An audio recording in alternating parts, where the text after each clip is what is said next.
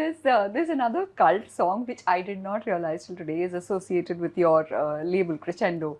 Dooba Dooba is a cult song for like so many people. So tell us something about it. Okay, yeah, Dooba Dooba was from the band Silk Route, which was Mohit Chauhan's band actually. That time Mohit Chauhan was not known. And I had a friend in Delhi who used to manage some singers and bands over there, Paramjit Singh. So he told me, Suresh, next time you come to Delhi, I want you to hear a band. So I went to his office when I had gone to Delhi the next time, and these three boys came and he sang Dooba Dooba in front of me. So those days it was like, you know, like the show in movies. Hey, great song. Come to Bombay, I'll record you. Okay. Is that what you said? Yeah, I mean, it was more or less. I said, this is a great song. He played me 2-3 other songs. I said, how many band members are you? He said, we are 3 in the band. I said, don't worry, we'll fly you down to Bombay. We'll get you a place to stay. I'll make you a star. Yeah, that kind of stuff. And I said, how many days do you want in the studio? And I don't know how many days they told me, and they wanted this facility and that facility. They said, we want to use a lot of acoustic instruments, live instruments. I said, okay. And at that time, I think it was the most expensive pop album ever recorded at that time. So they came to Bombay, they spent time in the studio, we recorded the songs, everyone loved the songs. And finally, the album emerged. And then, you know, Mohit Chauhan at that time told me, you know, why do we want to make a video of Dooba Dooba? There are some other great songs on the album. I said, no, it's either Dooba Dooba or nothing. I got you guys here because I liked that song. Okay, I mean, the other songs are great. We made 2 or 3 other videos also for that. So then we planned this. So I went back to Delhi. So I was wondering, we were planning what to do with the video, and there was a girl in our office. She said, you know, Suresh, there's this boy, he's an editor in the MTV office. Okay, he's very keen on making a video. Maybe can we give him a video to do? So I said, call him over to the office. I used to always take chances. Apart from singers, I would take a chance with a director or whoever it may be. So he came to the office, and this guy was Ravi Adiyawar, who today has become a big film director. Okay, and I think he's one of the biggest ad filmmakers. I worked with him, yes. So he became very successful. But so he came to our office, and I thought, okay, let him do Dooba Dooba. Honestly, I said, new band, new director, we can take a chance. We can take a chance. Kuch hai nahi. You know, there's nothing much at stake over here. So he heard the song. He said, give me 2-3 days. I'll come back to you with a concept. So he said, okay. So after a few days, he comes back. And then he says, I want to shoot this video in Kashmir. And I have this whole plan that we're going to shoot. We're going to put a car in the lake. And there's this valley there.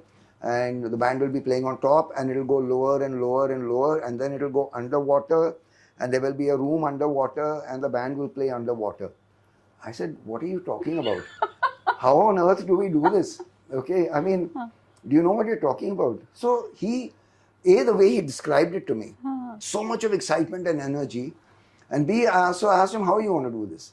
So he just explained everything to me so clearly, which suddenly made it sound so simple. He said, no, we'll put the car, we'll get an old car, we'll put it in a lake, and the band will play on top. And then when it goes underwater, we'll shoot that in Bombay. We'll empty a swimming pool in mud. We'll make a room underwater. We'll pin, you know, nail chairs and tables and all underwater. Then we'll fill the pool again. Then the band will come in and perform. So I said, what about underwater cameras? I'm talking about 95. I said, we don't have all this here in India.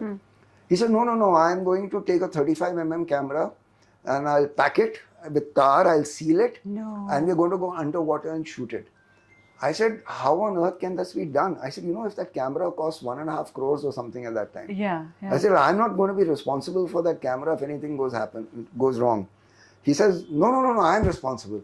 I said, you have 1.5 crores if something goes wrong. Okay. He said, no, I don't. He said, no.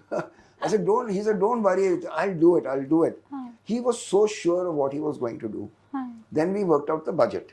Okay, so I said, what is it going to cost? He said, so many people have to travel to Kashmir. Those days, 35mm shoot meant those lights and, you know, the camera crew and trolleys and God knows what all had to go. Yeah.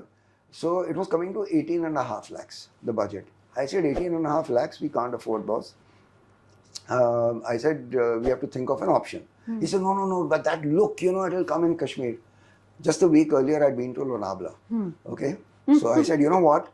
I'll get you that Kashmir look in Lonavala. Come with me to Lonavala. Okay, so we went to Lonavala, and you seen that video now. Yeah, it's It beautiful. looks like Kashmir, Yeah. but it was shot in Lonavala. Those days, Lonavala was not so crowded.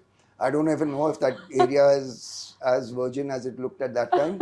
So he went, we shot the video. No, so sorry, before we shot the video, so all this was planned. We'll shoot in, the budget came down by 4 lakhs. From 18 and a half, it came down to 14 and a half, which at that point in time was probably the most expensive video ever made in India. I think most videos were 8-9 lakhs was considered a big budget video at that time. So everything was planned. Okay, everyone was excited. We're doing this underwater video. Let's call the band from Delhi. So the band arrives from Delhi, and you know, they're sitting in front of me, and he said, "No, we've got this great concept. This is what we're going to do." Suddenly, I see Mohit and his other bandmate, they're looking at each other like this. So I said, "What happened? You didn't like the concept?" He said, "No, but we don't know how to swim." Oh. No one had thought of calling them to check this. asking. Okay, and I think one of them said, "I'm scared of water. I don't go into a pool."